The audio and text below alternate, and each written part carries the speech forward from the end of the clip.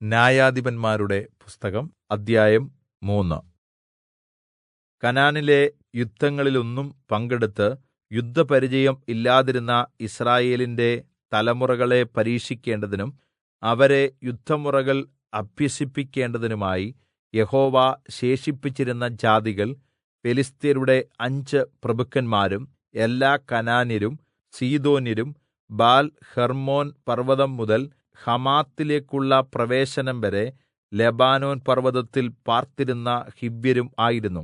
മോശെ മുഖാന്തരം യഹോവ അവരുടെ പിതാക്കന്മാർക്ക് കൊടുത്ത കല്പനകൾ അനുസരിക്കുമോ എന്ന് ഈ ജാതികളാൽ യിസ്രായേലിനെ പരീക്ഷിച്ചറിവാൻ ആയിരുന്നു ഇവരെ ശേഷിപ്പിച്ചിരുന്നത്. അങ്ങനെ കനാന്യർ, ഹിത്യർ, അമോര്യർ, പെരിസ്യർ, ഹിവ്യർ, യെബൂസ്യർ എന്നിവരുടെ ഇടയിൽ യിസ്രായേൽ മക്കൾ പാർത്തു.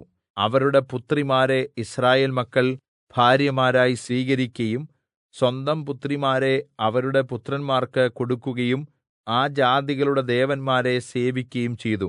ഇങ്ങനെ യിസ്രായേൽ മക്കൾ യഹോവയ്ക്ക് ഇഷ്ടമല്ലാത്തത് ചെയ്തു. തങ്ങളുടെ ദൈവമായ യഹോവയെ മറന്നു ബാൽ വിഗ്രഹങ്ങളെയും അശേരാപ്രതിഷ്ഠകളെയും സേവിച്ചു.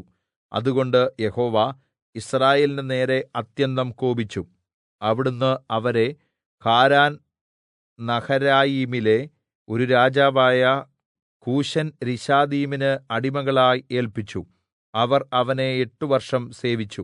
യിസ്രായേൽ മക്കൾ യഹോവയോട് നിലവിളിച്ചപ്പോൾ യഹോവ കാലേബിന്റെ അനുജനായ കെനസിന്റെ മകൻ ഒത്നീയേലിനെ അവർക്ക് രക്ഷകനായി എഴുന്നേല്പിച്ചു. അവൻ അവരെ രക്ഷിച്ചു. അവന്റെ മേൽ യഹോവയുടെ ആത്മാവ് വന്നു. അവൻ യിസ്രായേലിന് ന്യായപാലനം ചെയ്തു. അവൻ യുദ്ധത്തിന് പോയപ്പോൾ മെസൊപ്പൊത്താമ്യയിലെ രാജാവായ കൂശൻ രിശാഥയീമിനെ ജയിക്കുവാൻ യഹോവയാൽ അവന് സാധിച്ചു. അവൻ കൂശൻ രിശാഥയീമിന് മേൽ ആധിപത്യം പ്രാപിച്ചു. അങ്ങനെ ദേശത്തിന് 40 സംവത്സരം സ്വസ്ഥതയുണ്ടായി. കെനസിന്റെ മകനായ ഒത്നീയേൽ മരിച്ചശേഷം യിസ്രായേൽ മക്കൾ വീണ്ടും യഹോവയ്ക്ക് ഇഷ്ടമല്ലാത്തത് ചെയ്തു. അവർ അങ്ങനെ ചെയ്കകൊണ്ട് യഹോവ മോവാബ് രാജാവായ എഗ്ലോനെ യിസ്രായേലിന് വിരോധമായി ബലപ്പെടുത്തി. അവൻ അമ്മോന്യരെയും അമാലേക്യരെയും ഒരുമിച്ചുകൂട്ടി യിസ്രായേലിനെ പരാജയപ്പെടുത്തി. അവർ ഈന്തപ്പനകളുടെ നഗരം കൈവശമാക്കി.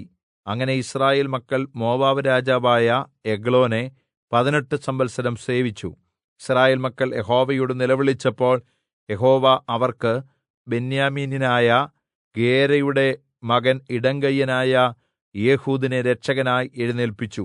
അവന്റെ കൈവശം യിസ്രായേൽ മക്കൾ മോവാബ് രാജാവായ എഗ്ലോന് കപ്പം കൊടുത്തയച്ചു. അനന്തരം ഏഹൂദ് 1 മുഴം നീളവും ഇരുപുറവും മൂർച്ചയുമുള്ള ഒരു കഠാരവുണ്ടാക്കി. അത് വസ്ത്രത്തിന്റെ ഉള്ളിൽ വലത്തെ തുടയ്ക്ക് കെട്ടി. അങ്ങനെ അവൻ മോവാബ് രാജാവായ എഗ്ലോന്റെ അടുക്കൽ കപ്പം കൊണ്ടുചെന്നു. എഗ്ലോൻ വളരെ തടിച്ച ശരീരമുള്ളവൻ ആയിരുന്നു. കപ്പം കൊണ്ടുവന്ന ശേഷം അത് ചുമന്നുകൊണ്ടു വന്നവരെ അവൻ പറഞ്ഞയച്ചു.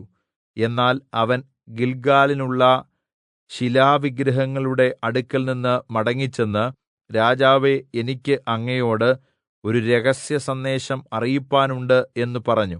നിശബ്ദമായിരിപ്പാൻ രാജാവ് ആവശ്യപ്പെട്ട ഉടനെ കൂടെ നിന്നിരുന്ന പരിചാരകരെല്ലാവരും അവനെ വിട്ട് പുറത്തുപോയി. ഏഹൂദ് അടുത്തുചെന്നു. അപ്പോൾ അവൻ തന്റെ വേനൽക്കാല വസതിയുടെ മുകളിലത്തെ നിലയിലുള്ള സ്വകാര്യമുറിയിൽ തനിച്ചിരിക്കയായിരുന്നു. എനിക്ക് ദൈവത്തിന്റെ അരുളപ്പാട് അറിയിക്കുവാൻ ഉണ്ട് എന്ന് ഏഹൂദ് പറഞ്ഞു. ഉടനെ അവൻ ഇരിപ്പിടത്തിൽ നിന്ന് എഴുന്നേറ്റു. അപ്പോൾ ഏഹൂദ് ഇടത്ത് കൈ നീട്ടി വലത്തെ തുടയിൽ നിന്ന് കഠാര ഊരി അവന്റെ വയറ്റിൽ കുത്തിയിറക്കി. കഠാരയോടുകൂടി പിടിയും അകത്ത് ചെന്നു. അവന്റെ വയറ്റിൽ നിന്നു കഠാര അവൻ വലിച്ചെടുക്കാതിരുന്നതിനാൽ കൊഴുപ്പ് കഠാരമേൽ പൊതിഞ്ഞു. കൊഴുപ്പ് അവന്റെ പിന്നിൽ കൂടി പുറത്തു വന്നു. പിന്നെ ഏഹൂദ് പൂമുഖത്ത് ഇറങ്ങി മാളികയുടെ വാതിൽ അടച്ചുപൂട്ടി. അവൻ പുറത്തു പോയ ശേഷം എഗ്ലോന്റെ ഭൃത്യന്മാർ വന്നു. അവരുടെ പ്രതീക്ഷയ്ക്ക് വിരുദ്ധമായി മാളികയുടെ വാതിൽ പൂട്ടിയിരിക്കുന്നത് കണ്ടു. അവൻ തന്റെ സ്വകാര്യമുറിയിൽ വിസർജ്ജനത്തിന് ഇരിക്കയായിരിക്കും എന്ന് അവർ പറഞ്ഞു. അങ്ങനെ അവർ ഏറെ നേരം കാത്തിരുന്നു വിഷമിച്ചിട്ടും മുറിയുടെ വാതിൽ തുറന്നു കണ്ടില്ല. അതുകൊണ്ട് അവർ താക്കോൽ എടുത്തു വാതിൽ തുറന്നു. അപ്പോൾ അവരുടെ യജമാനൻ നിലത്ത് മരിച്ചു കിടക്കുന്നത് കണ്ടു. എന്നാൽ അവർ കാത്തിരുന്നതിനിടയിൽ ഏഹൂദ് ഓടി രക്ഷപ്പെട്ടു.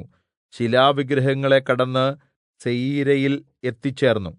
അവിടെ എത്തിയശേഷം അവൻ എഫ്രയീം പർവ്വതത്തിൽ കാഹളമൂതി. യിസ്രായേൽ മക്കൾ അവനോടുകൂടെ പർവ്വതത്തിൽ നിന്ന് ഇറങ്ങി.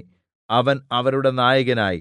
അവൻ അവരോട്, എന്റെ പിന്നാലെ വരുവിൻ, ശത്രുക്കളായ മോവാബ്യരെ യഹോവ നിങ്ങളുടെ കയ്യിൽ ഏല്പിച്ചിരിക്കുന്നു എന്ന് പറഞ്ഞു.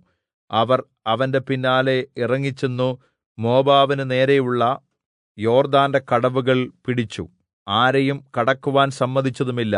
അവർ ആ സമയം മോവാബ്യരിൽ ഏകദേശം 10,000 പേരെ കൊന്നുകളഞ്ഞു. അവർ എല്ലാവരും ബലവാന്മാരും യുദ്ധവീരന്മാരുമായിരുന്നു.